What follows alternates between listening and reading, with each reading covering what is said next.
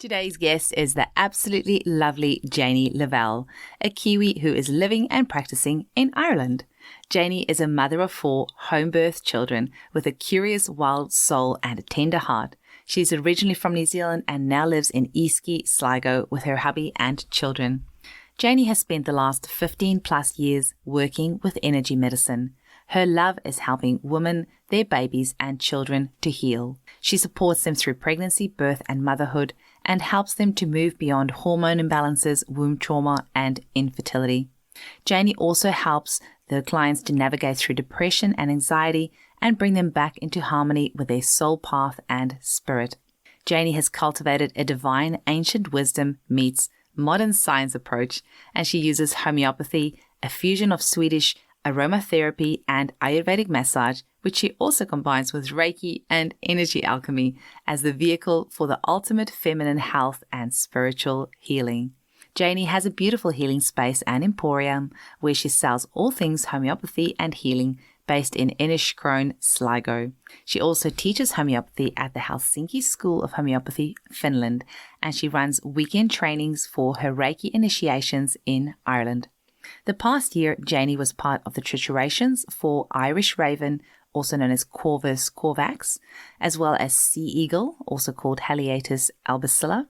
She has also been involved with the Maria Magdalena trituration. She has also attended 3 provings with the Golden Spiral Collective, which I am part of as well, which is run by the lovely Denitsa Appeline. If you're not lucky enough to see Janey in her beautiful clinic in Ireland, then you can also see her online. Just visit sageandseer.com. That's SAGE and SEER.com. Thanks for listening. Welcome to the Homeopathy Hangout, where we discuss all things homeopathy from around the world. And now my mum and your host, Eugenie Kruger. Hello, homies, and a very warm welcome to Homeopathy Hangout. Today, we get to hang out with my beautiful friend who cannot be put in a box, Miss Janey Lavelle from Ireland. Welcome to the show. Oh, thank you, Eugenie. So nice to be here, and hello to everybody out there, wherever you are. Well, the accent might have given it away that you're not from Ireland. You're a fellow Kiwi originally. I am. Kia ora, kia ora, kia ora.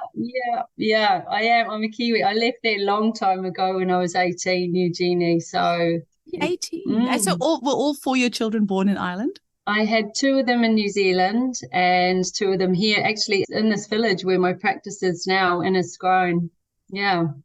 That is so cool. And we were just before we started recording, I'm like, how do I even introduce you, Janey? Because you just do like everything.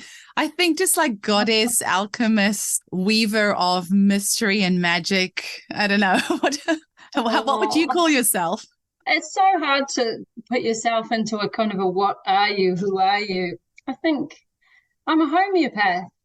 I think I'm quite esoteric and eccentric in my homeopathy, and that my style of homeopathy is really heavily influenced by all my years of being an energy healer and Reiki practitioner and a massage therapist. So, yeah, it is hard to kind of put a label on what I do. And even some of my clients would say to me, if they come in for physical work and they've never been to me before, they would often say, I don't know what you did, but something is completely different in me now. And, even in fact, last night I was at a cacao ceremony and I met a lady there that I worked at a festival this year in July at the Yoga Picnic here in Ireland and was doing healing sessions there, massage and energy alchemy work. And she stumbled across me and I was actually leaving my bell tent to go for lunch, and we started chatting and she just burst into tears and she said, I really need your help. I said, okay, come on, let's go into the tent,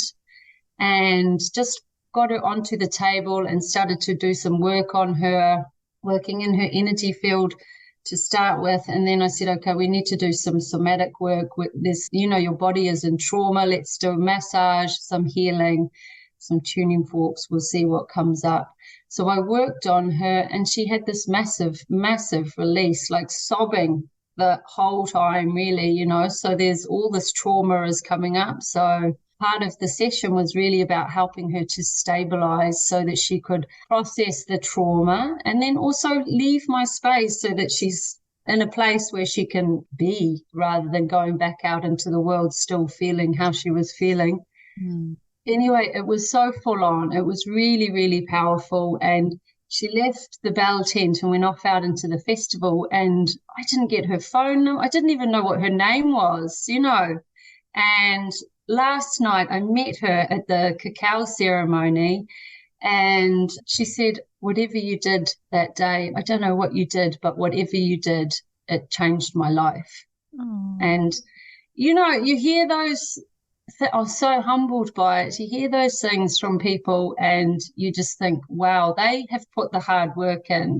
She came to me, she activated that healing herself. I just facilitated what needed to come through and what needed to move in her. And she just said she came home, she's made all these changes in her life, and she's a different person from it. So what I did that day was completely different to all the other sessions that I did that day as well. So, you work on people come and they allow me to know what to do by the way their body is, how they're holding themselves. And actually at the end of that session with her, I gave her the Maria Magdalena remedy as well that we had triturated in France over the summer solstice. But yeah, to define what I do, it's hard, isn't it? I'm really glad you insisted that I have a session with you before I interviewed you. And that was about 6 weeks ago, so that we had our first session and then another session just recently gone. The other day, If you didn't do that, I had no idea really what you did until that session. And it's really like I have such a better understanding of what you do now, but there's no way that you could have like really just explained that, because you can't really put it into words what it is that you do. But after you did it, I'm like, oh, I kind of get where you're coming from now, because it's something that cannot be put into a box. I would describe it as magic, because I've had this back pain on my lower right for years, and I woke up from that session. So just to kind of set the scene for our listeners, so Janey's in Ireland, I'm in Perth. We booked in a session. It was about 9 p.m. my time, so it would have been about 2-3ish p.m. your time, and Janey did an hour's healing, and she sent me a link for this frequency meditation to listen to while she was doing this healing. And I just had this I felt really connected to you while we were doing it. And then I woke up the next morning, and I think my intention for this session was to tap a bit more into my feminine. So I didn't really think about my lower back, but the next morning I woke up and this lower back pain that I've had for a couple of years was gone, which was very interesting, because I've been seeing an osteopath for it and not noticed too much change. So that was surprising, because I wasn't expecting a physical change. I was expecting, mental, emotional changes, feeling a bit lighter and more in tune and all that. But then the WhatsApp messages that Janey sent me afterwards, so these beautiful cards that you drew and the wisdom that came from that. And I've still got my obsidian necklace that you got me to wear. So advising which crystals to wear and the frequencies that you were sending via distance. And it was just magical. And it's very hard to put into words. It was just something magical that happened, and very, things that shifted subtly and not so subtly. Do you want me to explain a little bit how I work? Yeah, I do, because, I usually start off the session with asking people how they got introduced to homeopathy. But seeing as we're on a roll here, maybe we can stick with it, and I'll come back later and ask you how you got into homeopathy. Yeah, of course. Yeah, explain what you're doing. My healing space here, this is, and you can see in the corner I have my apothecary and my radionics machine. So I like to be really precise, as you know, with my healing. So when I'm doing them from a distance, I always get your full name and your date of birth, your time of birth, if you know it, and your place of birth, and then where you are. Because for me, when I trained to be a Reiki practitioner, my 2 Reiki masters were just, they're the most incredible people. But I was traveling, I was backpacking at the time. And so the first thing I started doing was distance healings, because my friends and family were all around the world. And that's over 16 years ago now. So my technique has been refined a lot in those years. And I've come to know that the more exact I am when I'm working on somebody, and like that, getting the time, the place, and, where they are and stuff, that is the exact portal that you incarnated on, that time, that date, that place. Okay, so I can be really specific on that soul, your physical entry into the mortal realm, so that's important for me. So you're on the table here with me, and I'm greeting you with the most care, love, attention, always asking for permission to do the work. And I just drop in straight away. I'm standing at your feet, asking to be shown what needs to be healed. Can you reveal to me what needs to be done? Where do I need to work on you? Which chakra is the most depleted or stagnant, or which gland? Because we all know each chakra is associated with a particular gland. And I just go from there. I'm dowsing a lot. I learned to dowse when I was 18. I left New Zealand, Eugenie, and before I left, I went to see a tarot card reader, and I walked in and she was like, "Oh, you brought someone with you." And my friend and I, who were traveling together, had queued up separately because I was like, let's see if we can, pull some strings over this tarot card reader's eye to see if she's psychic or not. But she was actually saying, my grandfather was with me. He's one of your guides. And after that session, it was the most amazing tarot card reading, my first one. She said, you need to buy some tarot cards and learn to dowse. So I left that session and we went straight to an esoteric shop and in Whakatane in New Zealand and bought some tarot cards and bought a pendulum. And so I'm really good at dowsing. So I'll dowse you, I'll scan you, dowse you. And then, so for you, for instance, do you mind if I talk a little bit about your first session? Yeah. It was your Earth Star chakra, Vasundhara. And so it was like there was a lot of ungrounding for Eugenie to start with. And because she's working really intentionally at the moment with activating her intuition and stepping more into her feminine self, you know that if you're not fully grounded, you can't stabilize, activate, and keep all your energy centers and your physical self in this body. So for Eugenie, I started immediately there, grounding her, getting her to visualize her roots being down, or the golden thread, or whatever. And like when I'm working on somebody, I might hear something, or I'll suddenly go, oh, there's a tarot card coming through, or there's a particular crystal that's calling you. And I don't know if it's, people put labels on everything. Oh, it's clairvoyance, it's clairaudience, it's this, that, it's the other. It's just for me a sense of feeling, and like it's your energy that I'm working with. So I've learned to park my own stuff because I learned to dowse for so long, so many years. You have to be neutral. And so when I'm doing the distance healings, I'm always in that neutral space, and I'm always asking, can I get some more information here? I need some deeper insights on this. So for Eugenie, it was like she had in her Vasundhara, she had wisdom on the feminine, wisdom on the masculine, and then her career started to come through. So then she got cards for the career side of things in the masculine, in the feminine, and then her soul wanted to come through to say about her career, her soul career in this incarnation, and it just unfolds from there. I try to do each chakra, so you have information on each chakra, but sometimes you only get 3. I only need to work on 3, and I'm also tuning in by I'll be working on your Vasundhara, and then I'll go to the radionics machine and I will broadcast the frequency that is required in that time as well. So for Eugenie, I was broadcasting Vasundhara, but other times when I've been working on people in that particular energy center, I'll broadcast the frequency of Earth or a pyramid or something that helps them to anchor in to whatever it is they need. And it's beautiful. I love doing those healings so much. And then afterwards, I send them a tailored frequency. So here's your one, Eugenie. I have to post it today.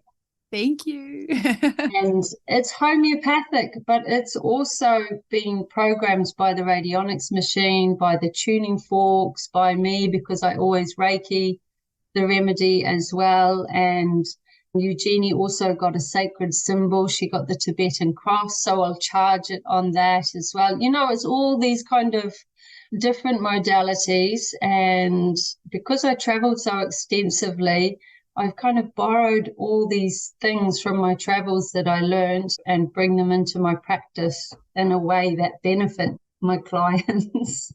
Oh, and what I really enjoyed is the WhatsApp messages that you sent afterwards and the screenshots that you sent of the cards and the symbolism behind it and the messages. And there's so much wisdom in that. And it's so nice to kind of integrate that into your own time. And you have such a beautiful voice. So it's lovely to listen to. I really enjoy that side of it as well. That's really nice. I think that's really important. That's what's different about the kind of just a straight Reiki session is often you don't get any feedback in a distance healing. And then the energy alchemy is all the learned modalities. And then, I feed back, like I'll give you a voice note on each energy center. I'll send the tarot and oracle cards. Sometimes I'll send the crystals to you that I use in your session.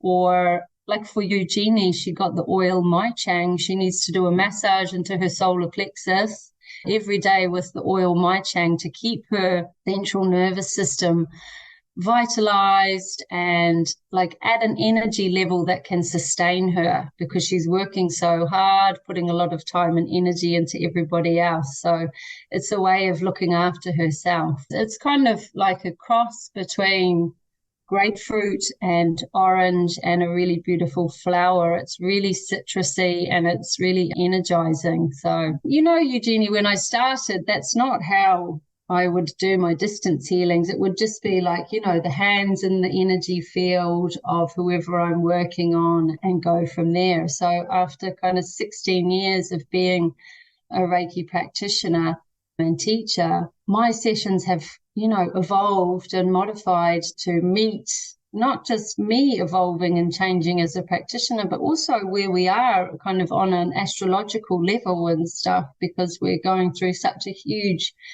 transition energetically. And also, there's this real push and pull happening at the minute because the age of Pisces is starting to come to a close and the age of Aquarius is really upon us, so all this awakenings that are happening, also happening for me as well, because I'm getting to work with people that are at the start of their journey, at the middle of the journey, beyond even my journey. So it's been a real privilege to work with other homeopaths because people are seeking more than one modality now, and it's really important that I think that we encourage that for our clients. That homeopathy is so amazing, totally incredible system of medicine, but you need more than that a lot of the times, and my practice here, I really encourage that. I work with the most amazing chiropractic medicine woman, witchy woman, my best friend Sheila O'Brien. She's just unbelievable. And then another really, really good friend, Cora. She's a physio and a acupuncturist. Another friend, Mary Jane. She's an Ayurvedic practitioner.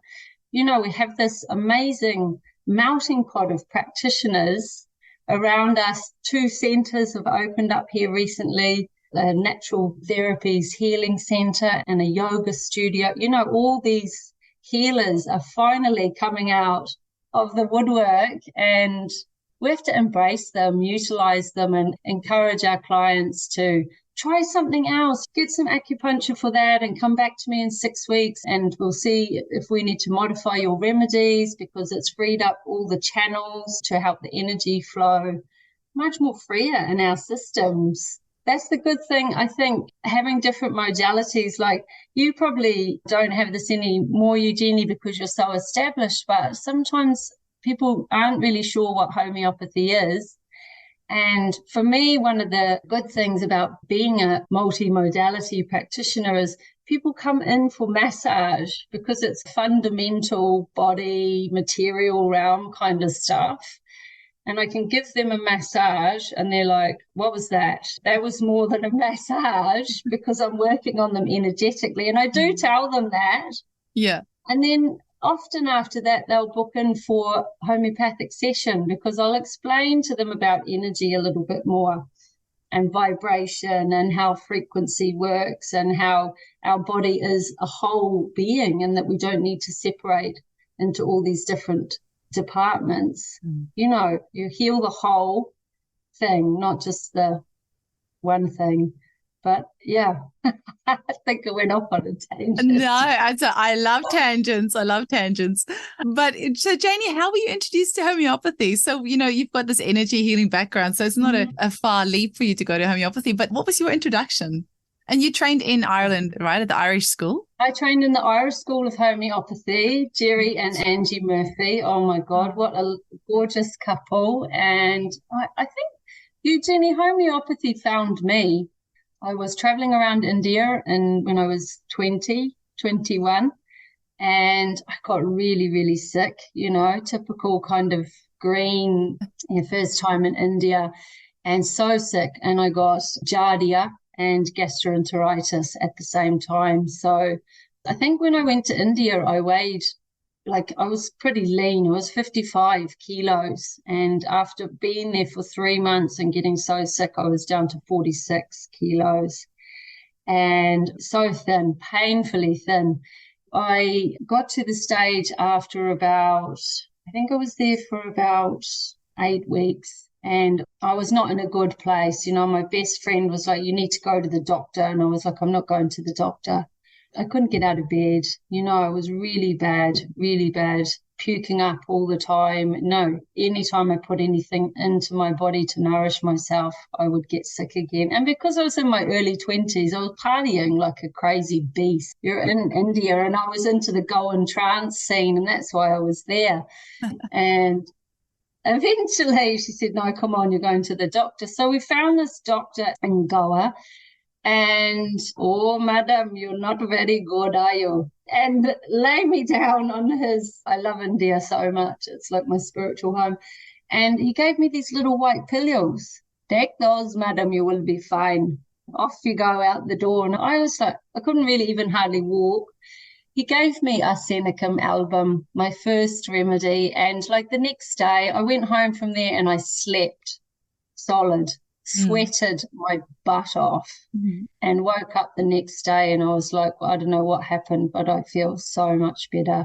And I had to take those little tiny white pills for the next kind of 3 or 4 days. And now, look, it didn't cure me, but it got me enough energy and back to kind of some sense of vitality that I had enough strength to continue my journey through India. You know, I had a whole nother month there and then I had to go to Thailand. And that was how homeopathy found me. And I didn't realize even at the time, Jenny, that it was homeopathy. I was about to ask you that, if you actually knew that that's what it was, because a lot of people, when they're quite young and that's their first experience with homeopathy, they don't actually know what it was that they were given. Didn't know. And I went home and I met one of my mum's friends and she said, oh, you must have seen an Indian homeopath. And even then it still didn't kind of connect with me. And she actually gave me loads of propolis and I started to take the propolis, and that's what eventually helped me because I wasn't into medication. And previous to that, I'd been in Kenya, and before I went to Kenya, I really wanted to go to Zanzibar. And I mean, you know, I was 18, 19. I was 19 when I went to Egypt. I was so young. And Kenya, 20. And I had to get a hepatitis B vaccine. Oh, did you have yellow fever as well? They usually have that. And yellow fever, yeah, because I wanted to go to Zanzibar and I had the most horrific side effects from those 2 vaccinations. Are we allowed to even say that word anymore? Yeah, of course. Go for it. And from that moment, I went to Kenya, had the most amazing time in Kenya, but I kept meeting then all these other people that had side effects from their vaccinations and side effects from their malaria medication. I met a lady and all her skin was peeling off from her malaria medication.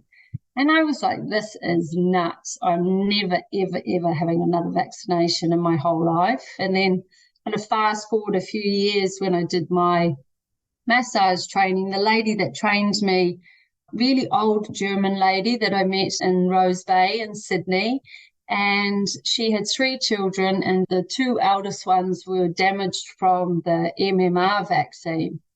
And so she had built that into her training to help educate massage therapists. And this was all these, I wouldn't say red flags or anything, but it was like awakenings for me or something. And I just thought then and there, if I ever have kids, I'm never ever going to vaccinate them. And I had already at that stage started, in my 20s, I'd done crystal healing workshops and tarot card workshops and oracles and massage and aromatherapy and Swedish. She was teaching me Swedish massage and aromatherapy, and she was like a medicine woman. So her teachings probably set me up for my style of healing. And then I also went to India another time, and I trained there with a family of Ayurvedic doctors, and that was all they'd ever done. Their whole line had been Ayurvedic medicine, and they'd always specialized into massage. So I was up in Bagsunag, which is just north of Dharamsala, and just found them. They were there. They had a little sign outside their house.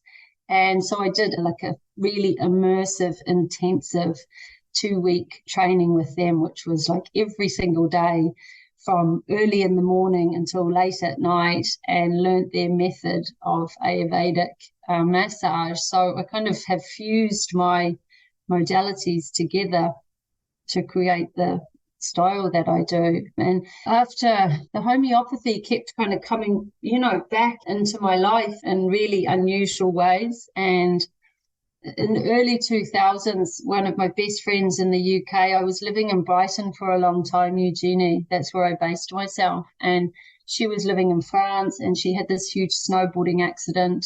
She went off a cliff, and even though she checked the bottom to make sure her landing was fine, when she landed, she just hit the kind of snow, didn't hold, and she put her knee through her eye socket, nearly broke her back. Really horrible accident, really lucky actually that she's still with us. But she came back to Brighton to convalesce after she got released from hospital, and she came to stay with me. And she said, I have to go to somewhere near Brighton. I might have been Seven Oaks or something like that. And she said, I have to go and see this woman. She's going to do some work on me. And I said, oh, fine, yeah. I'm driving her everywhere, feeding her food and looking after her and doing Reiki on her. And I said, oh, I'm coming, let's go. And we got to this little cottage, all overgrown, it's this little archway, and we pull up, and this little old lady appears, and I was like, oh my God, she's like 500 years old, she's just this magic witchy woman.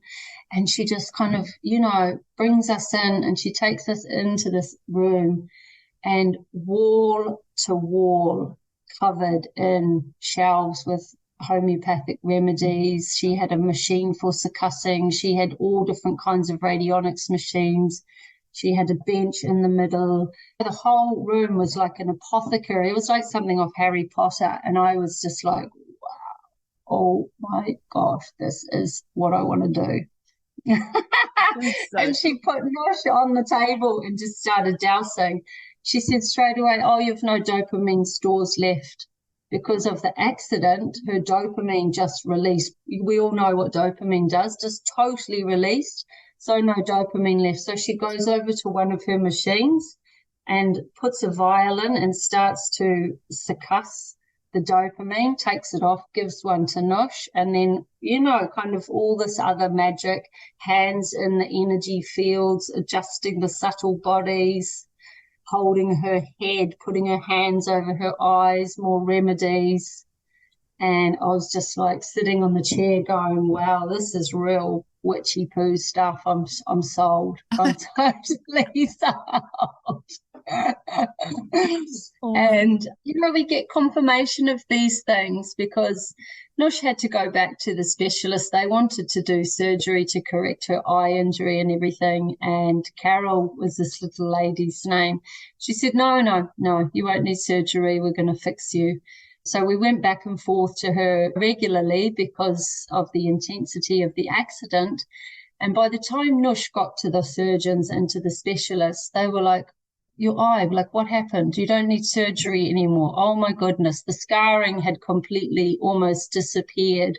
The eye socket had fused itself back together. Thank you, some phytum.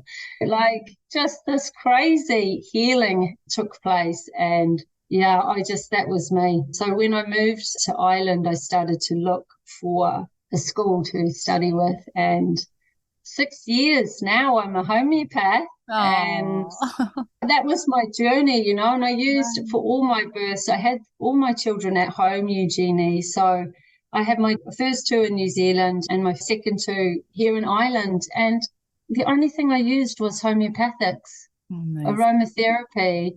And I know how blessed and fortunate I am to have been able to experience birth in that way.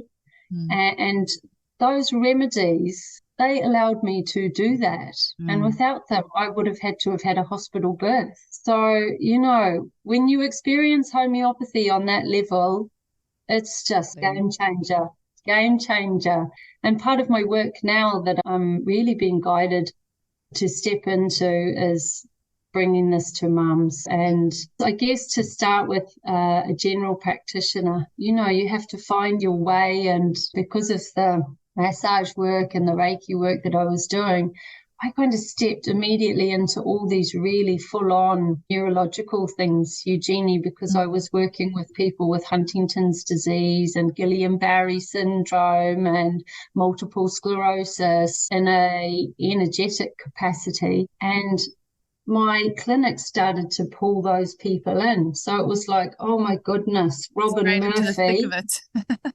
Yeah, his Materia Medica, because he did a lot of his work with neurological stuff. Oh my goodness. But then I realized, wow, this is intense work.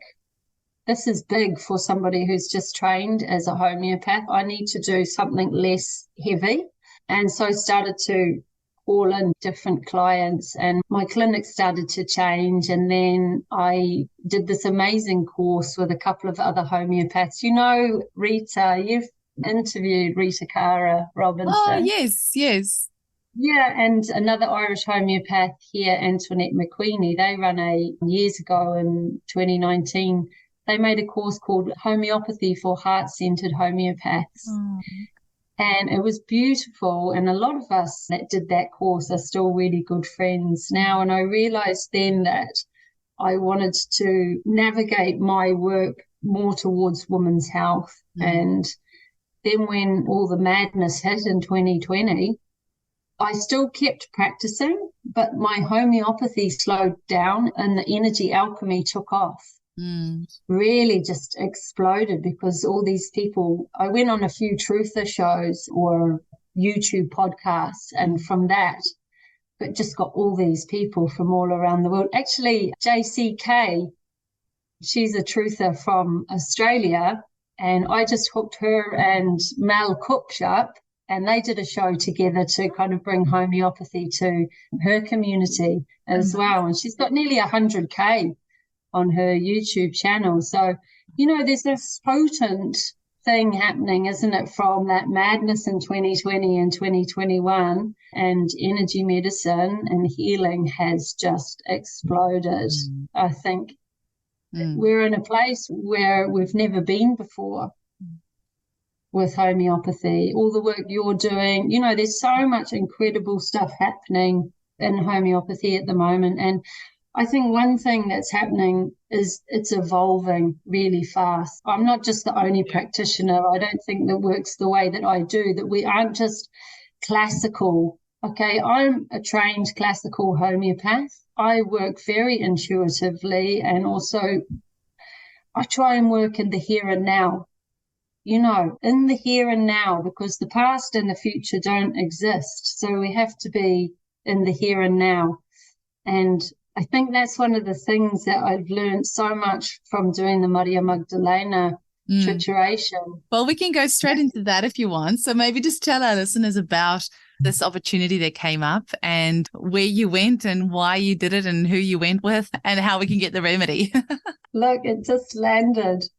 Oh, oh, it's beautiful. The label is Oh, gorgeous. You sent me a photo of did Elise send that through to you?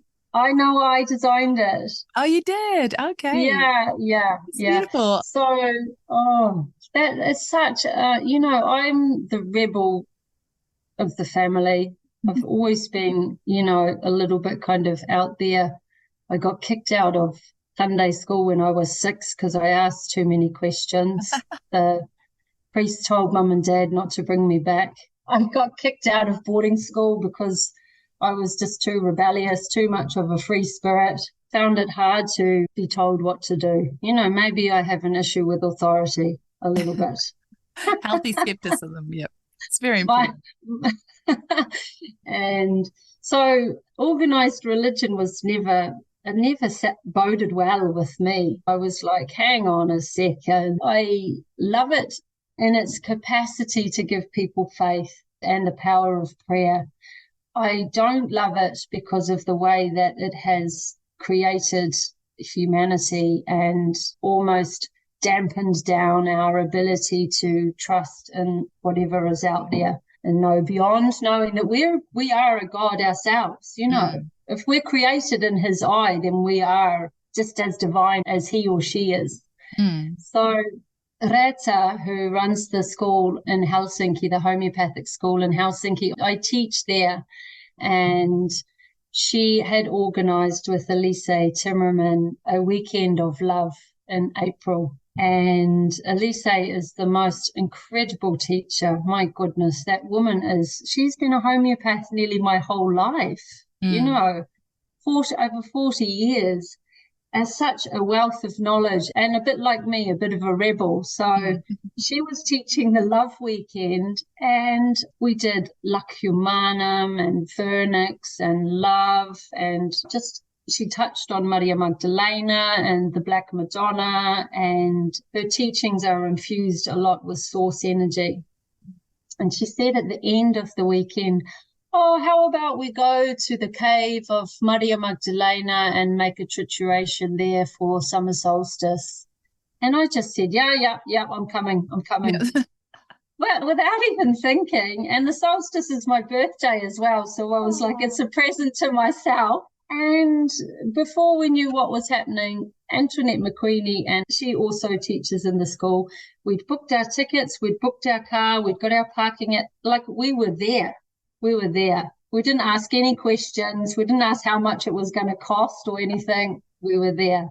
So we flew into Nice and we spent a whole week in Elise's most beautiful house in the south of France. And we did lectures and we did triturations. And, I thought, I'm going on this amazing pilgrimage to Maria Magdalena, the feminine aspect of Jesus and Maria Magdalena, the divine feminine and the divine masculine. And I think the first day we arrived, we just swam, relaxed, ate food. And then the next day we went to these amazing markets and we were speaking all the time homeopathy, and Elise is always teaching in some ways. And then we drove to the caves the following day, to the mountains, and we had a kind of a ceremony at the bottom of the mountain under this incredible oak tree. And Elise, it's coming into yourself and having that awareness as you're walking up to the cave, that you're walking the path of Maria Magdalena. This is where,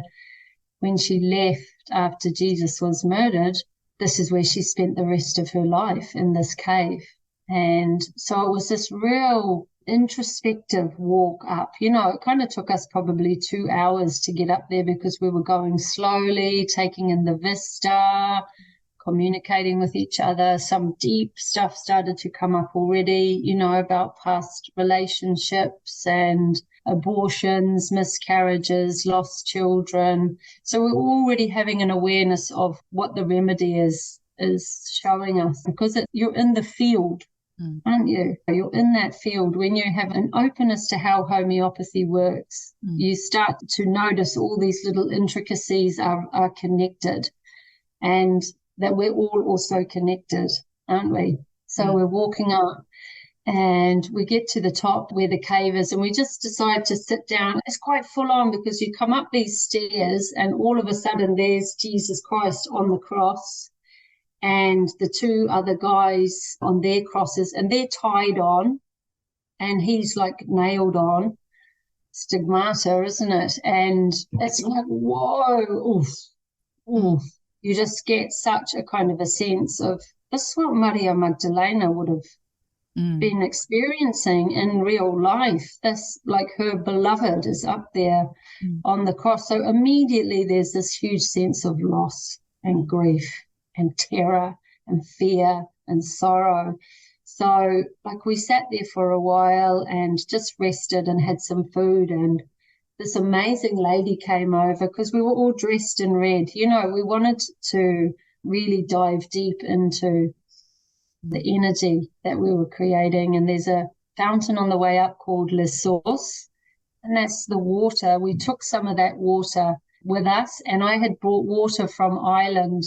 And like when I travel, I always have Lac Lupinum, 33M, ayahuasca from Declan Hammond, and ruby, and my remedy that I made, Gaia, and a couple of other things. And I put them in the wells with the intention of them activating the water and bringing healing. So I poured my water into the well there and then filled my water bottle from that well as well.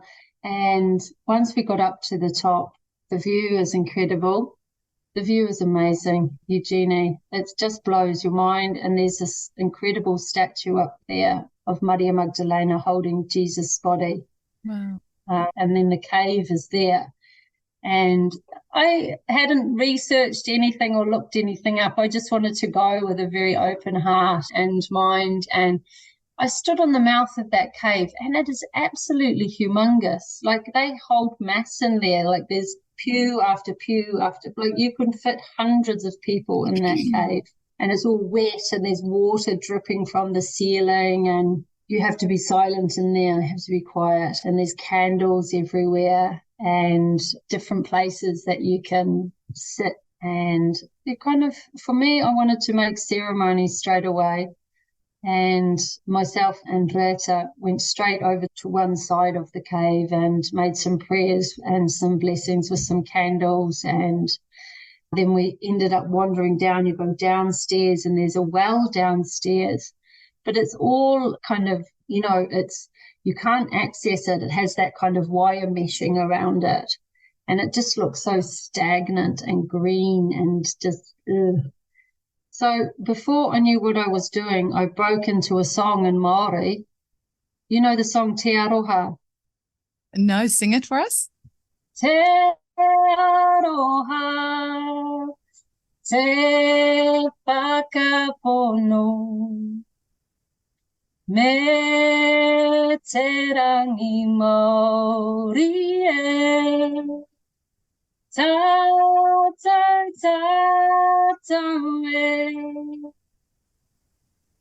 And then you sing it 3 times. Oh. And it's the love, hope to us all. You know, love, I know this song, but I know Aroha is love, but that's Aroha is love. Yeah. And like, I turned around and the girls were all standing there because there was 9 of us that went up. So Elise was the crone, and then there was 5 mothers and there was 2 maidens because some of the girls from Finland, their daughters came, and the girls were all standing there hugging, crying, and we just had this big embrace, and it was like it released all this energy. It was like an activation had taken place in the cave then, you know. It was just so powerful, and the frequency of Maria Magdalena is that unconditional love. You know, if anybody's out there working with her energy and her frequency, that is one of the biggest takeaways from Maria Magdalena. And, oh, Eugenie, it was incredible. So I'm there putting my remedies into the water as well. That dirty water that's in the cave there. The green. Yeah. And let's potentize it with some frequencies as well and sing the love back into the water, because it's, you know, all the work Veda Austin is doing with water. It's like we come from water. So we have to I think when we come to these sacred sites and holy places, there's always a well somewhere, particularly here in Ireland. All the sacred sites often are connected to a holy well, and that water is curative and healing, and many people know the properties of that water and what it does. And that all kind of got lost for a while, but now it's all just so active and so alive in Ireland, and it's helping me move more into working with that medicine as well in my own way. After that though, Eugenie, I had such deep medicine from that trip. So 5 years ago my dad died, and after he died my mum stopped communicating with my sister and I, which is really, really, like abandonment, and all these things happened to me after that. Of course, I was grieving my dad. Then I'd lost my mum. She didn't want to talk to us anymore. So I had this 5-year journey, with this pain, this loss. Nothing had happened. She had just decided something in her own head and didn't want to communicate that with my sister and I. So part of my pilgrimage to the cave of Maria Magdalena, and my intention was to heal that matriarchal line, that red thread. I've no control over my mum's decisions, but I felt at the time that I could send energy back and healing back to heal whatever it is in her that's caused her to stop the communication. And this is all alive in me right now because we've been trying to finalize the proving and wrap everything up. So we've had a few Zooms ourselves lately and talks, and the WhatsApp group has been quite alive with feedback and stuff. And there's one part in the cave where you can kind of walk up, and there's a little golden glass box, and apparently it has a fragment of Maria Magdalena's bone in it.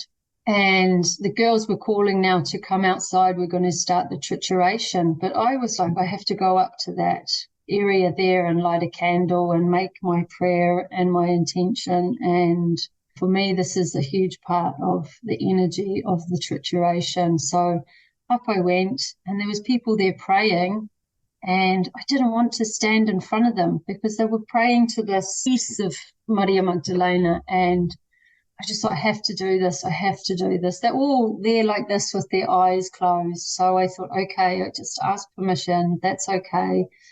Let's go. I had my candle. I lit my candle. I made my intention. And I was like, oh, this is going to be amazing. I'm going to be able to help my mum heal, and stuck the candle onto these kind of spikes, and the whole thing just snapped in half.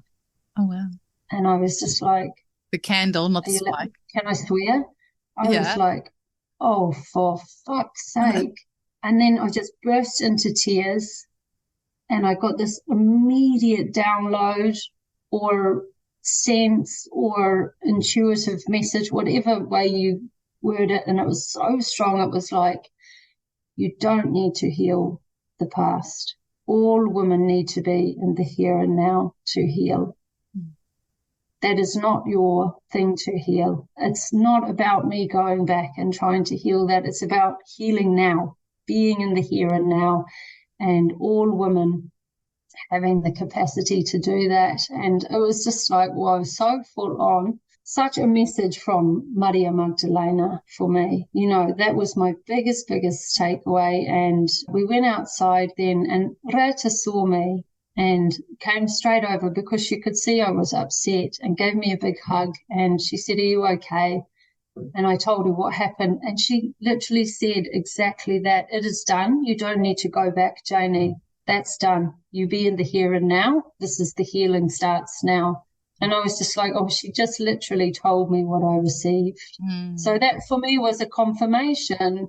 And we started the trituration, and it was so amazing. There's like 6 of us all sitting there outside, right outside the cave with our pestle and mortar, very quietly, very kind of aware. People are watching what we're doing. Elisa is kind of holding space for us, doing an odd bit of trituration from someone's bowl. And you can already start to feel this energy rising, because for people that aren't homeopaths and don't know what trituration is, you take a small amount of the substance into the pestle and mortar, and you add a little bit of milk sugar, and you But start to substance in grind. this case was just the energy, right? Or was there? The energy, but also we'd taken a drop of water from the source. Okay. Yeah. And we'd had ceremony before under the oak tree and in the days leading up to it. And yeah, it was just incredible. We all just floated down the mountain. And the town nearby, there is a huge cathedral there. And the whole town is kind of devoted to Maria Magdalena. And inside the church, there's a crypt downstairs, and they have her skull. I mean, they say it's her skull. Who knows? And down we went, and I wasn't particularly gone being in the crypt myself. So I just went and had a look and went straight back upstairs. And then we did the next bit of the trituration in the cathedral. Oh. And it was really interesting because when we were up at the cave, everybody was just doing it openly. And then in the cathedral, I was like, oh, I'll film a video of everyone doing it. And I turned around and some of the girls had their scarves over their bowls because they were worried that we might get in trouble for triturating in the cathedral. And they were being respectful, of course, as well. But I was like, hours out, triturating, being the rebel again.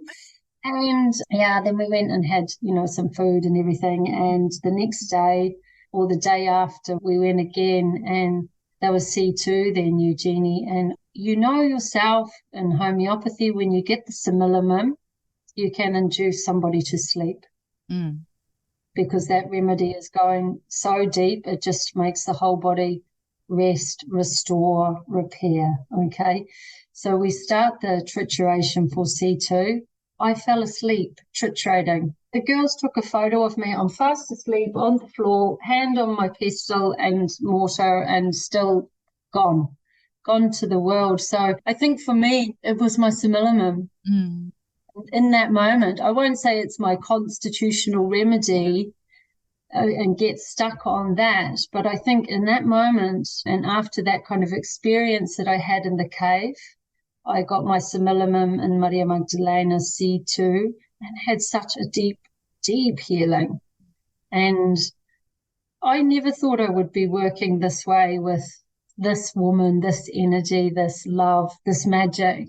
But it has changed something in me and in my practice as well, Eugenie. It has done so many amazing things. And I think that's one of the reasons we do triturations, for me anyway, because I want people to heal and I'm a seeker.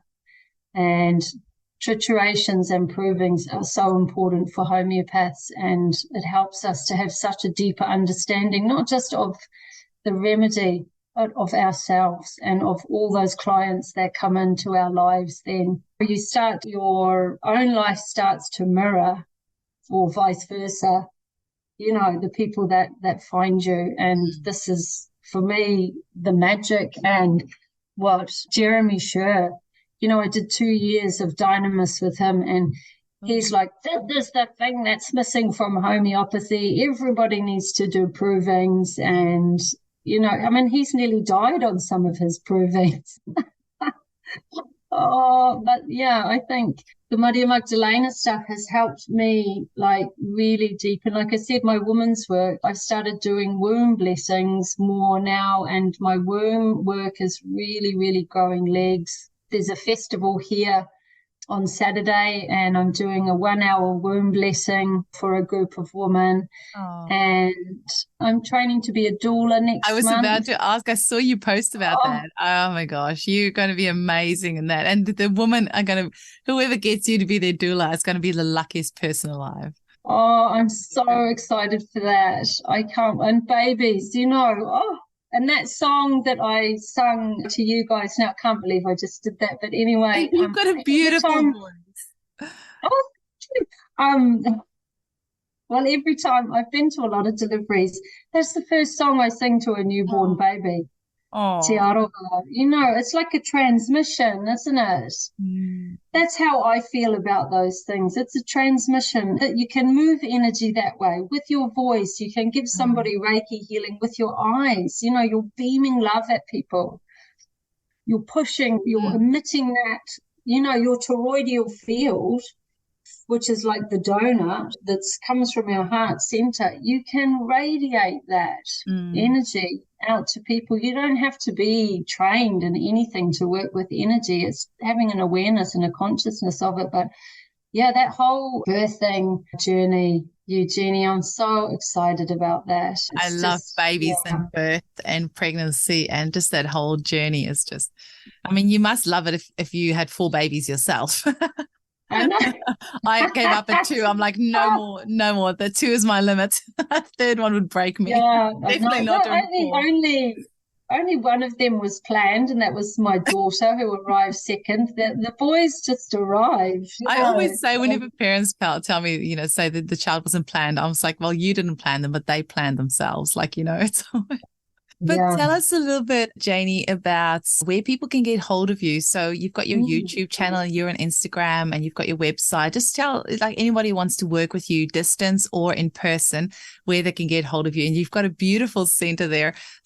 How can people get hold of you? I think the best thing is go directly to my website, and there's a option there to connect with me, and you can just hit that. It sends me an email. I'm really quite active on Instagram, more so than Facebook, because I got so shadow banned for being such a rebel, Well, just say the name as well, because you actually work under the name Sage and Seer. Where did the name come? Yeah, sageandseer.com. Oh, sorry. And Seer on Instagram. Sage and Seer. Sage and Seer on YouTube as well. Sage and Seer on YouTube, Sage and Seer on Instagram, Sage and Seer on Facebook. And your website. You'll find me and my website. Yeah. And then you can book directly through my website. And I have to upgrade it because I'm in this premises now. So don't worry about the house photo. But that is the best way to get me through my website. And Eugenie, I have some courses coming up. I'm teaching a Reiki Shodan, which is your level 1 at the end of this month. If there's anyone out there watching this in Ireland and they want to come to Sligo Ballina area, that's happening. And then, myself and Rita have some really exciting stuff happening as well from Finland. And she's actually arriving here on Wednesday morning.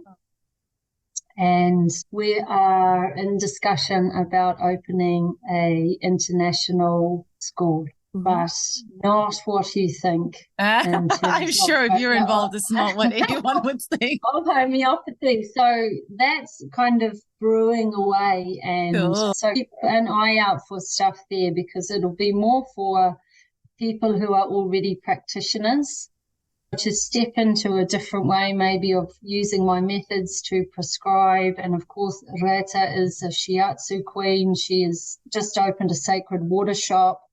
She's been a homeopath for over 20 years. So there's this kind of, you should get her on the show, actually. Yeah. There's this portal is kind of, happening at the minute. And actually we're meeting Declan on Wednesday, Declan Hammond. And the three of us are going to do... so jealous. I want to be there. We're going to do a trituration of all different kinds of cacao. Oh, well, I'm glad you said that, because I've been waiting to put in here that some of our listeners might know about the homeopathy conference when I see a conference and then I see a big cross through it and I see connection. Like, it's not a homeopathic conference, it's a homeopathic connection that we are going to have from the 4th till the 6th of September in Ubud in Bali. So I'll have some more information on my website and my Homeopathy Hangout podcast Facebook group. But Janey has agreed that she will do a cacao ceremony for us at this conference. And Danitza Appeline is going to be doing a family constellations workshop for us to help clear a lot of this scarcity mentality, the persecution mentality, just as homeopaths, it's like we have this thing that we're not allowed to thrive and do well. And so we did a mini family constellations with Danitza once, just about 4 or 5 of us, but we're going to get all 60 of us at this homeopathic connection to be part of the family constellation. So we'll be calling in Hahnemann and Kent and Robin Murphy and Misha Norland and all these masters, and really clearing a lot of this stuff, and I think it's going to be amazing. I think energetically, that just sounds incredible. shit around homeopathy that's stopping us from living our fullest potential as homeopaths and as a profession worldwide, and stopping us from getting the recognition and well, it is about the recognition, because homeopathy is incredible, but it doesn't get recognized for the amazing work that it does. And it's just always persecuted in so many countries around the world. And we always have to kind of prove ourselves and fight for our right to have access to these medicines. And it's just a constant battle. So I'm excited about this family constellations. I think it's going to energetically clear a lot of that shit, so we can actually just do our work and help people and thrive. So, oh, that just sounds fab. Yeah. Gonna be, yeah, I think that will be amazing, powerful. And the cacao ceremony for, grounding everybody into the frequency of earth and activating our heart centers and really evoking the energy of unconditional love. And that will echo the work that Danitz is doing, because it's unconditional love for self and for others and for the unity, So we have to heal the healer, Eugenie, don't we? Absolutely. And I'm excited about us sourcing some beautiful, organic, local Balinese cacao for us to do the ceremony with. I'm on it. On it. I am so excited about seeing you in person, Janey. I am going to give you the hugest cuddle ever, and Declan. And I just, like I said, it's just an excuse to catch up with all these amazing homeopaths from around the world. I can't wait to meet all of you in person. We could be high as kites. I know. It's going to be wow. I said to Danitza just yesterday, I'm already stressing about how quickly those 3 days are going to go. But on the fourth day, we're thinking of doing this trek up Mount Batur to watch the sunrise. And, we can do ceremony up there as well. But there'll definitely be like a fourth and fifth optional day of excursions, because it's just not going to be enough. I think we could all be there we could be there for a month and it still won't be enough. Because whenever I'm with other homeopaths, like when I was in Bali this week, I caught up with Yagura. And, we only met each other in person 2 months ago when I was in Bali, but we don't really know each other from a bar of soap, apart from, a few Facebook conversations here and there. But we chatted for like 5 or 6 hours straight, and there was never a gap in the conversation. Like we were constantly one interrupting the other, because we're just like, and that's the thing when I'm with fellow homeopaths, we never run out of things to talk about. Yeah, because we're in resonance. We found our similarment in our colleagues. Exactly. Oh, I love it, Jeannie. Oh, everybody deserves. I hope you have people helping in whatever capacity. And climbing a mountain at the end of the conference, that is important, because the mountain signifies that strength, that solidity, that kind of connection between the mortal realm, the earth, and also the heavens, the esoteric realms, So it's almost like you're conquering something to birth what your intentions are, like what you just said. We want to bring homeopathy up to a level where people acknowledge it for what it is. There's no fear involved. There's no poverty in being a homeopath. There is enough sick people in this world now for there to be another 1 million homeopaths. Yeah, absolutely. Yeah. Let's go. As you're talking, I just suddenly thought, because we'll have Chokadei, who's part of the royal family in Ubud, will be with us. And so we might have to organize doing a trituration at the top of Mount Batur. Yeah. Just as we're talking, I'm like, well, because I've been thinking of us maybe doing a meditative proving about the kupu-kupu barong, which is a moth in Bali, a Balinese moth. That's the size of your hand. It's huge. Wow. And I obviously love working with moths and butterflies. And so I was thinking meditative proving would be really nice. But now I'm just thinking maybe a trituration at the top of Mount Batur. So many options, Janey. Not enough time. And please, anything we do in this way, any work homeopaths are doing, proving-wise, trituration-wise, it's sacred work, and you must do ceremony before. You have to. It's so important that you're working with healing intentions, you're honoring whatever, For me, I work so much with the elements and the Celtic wheel and the compass. It's so important that we honor all these medicines and remedies that we're working with and frequencies, with an opening ceremony and a closing ceremony for them. So, yeah. Oh, I can't wait. I Can't can't wait. wait either. And thank you so much for coming on the show. I've been so looking Oh, forward to our chat. I'm sorry I had to cancel it last week due to my impromptu trip to Bali, but oh wow, wow, come on. That's just yeah, that's how I'm you glad we could roll. catch up Amazing. Oh, tonight. Well, today, well, earlier in the day, your time, but it's just so lovely. And I love that we're in oh, continuous conversation with each other. It's really such a privilege to have connected with you. And I'll you see you too, this you time next year too. in Bali in person. Oh my gosh. Wow. Thank you, Eugenie, and thanks everyone to watching. And yeah, look forward to hearing from you. Thank you so much. Bye. Bye.